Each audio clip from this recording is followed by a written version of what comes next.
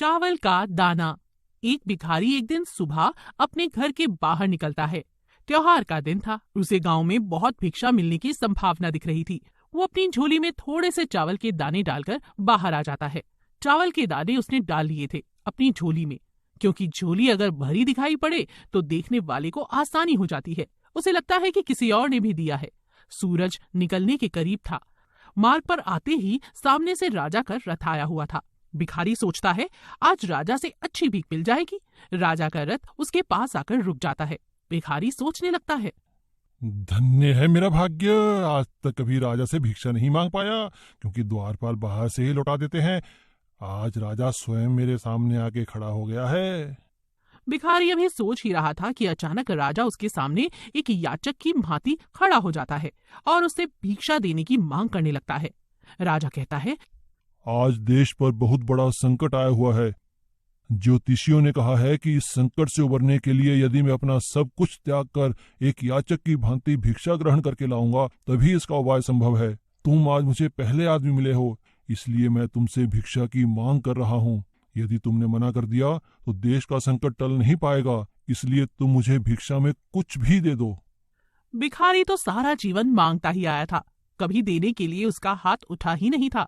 वो सोच में पड़ गया कि आज कैसा समय आ गया है कि एक भिखारी से भिक्षा मांगी जा रही है और मना भी नहीं कर सकता। क्या मुसीबत है, सोचा था राजा से इनाम लूंगा, लेकिन यहाँ तो उल्टे लेने के देने ही पड़ गए। चलो क्या करे, देश का मामला है, एक दाना चावल दे ही देता हूँ। बड़ी मुश्किल से एक चावल का दाना निकाल कर उसने राजा को दे दिया। राजा वही एक चावल का दाना ले बहुत खुश होकर आगे बढ़ जाता है।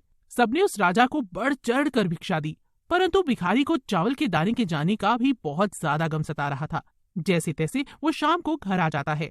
भिखारी की पत्नी ने भिखारी की झोली पलटी तो उसमें से भीख के अंदर एक सोने का चावल का दाना दिखाई दिया। भिखारी की पत्नी ने उसे जब उस सोने के दाने के बारे में बताया तब भिखारी छाती जोर जोर से पीटने लगा।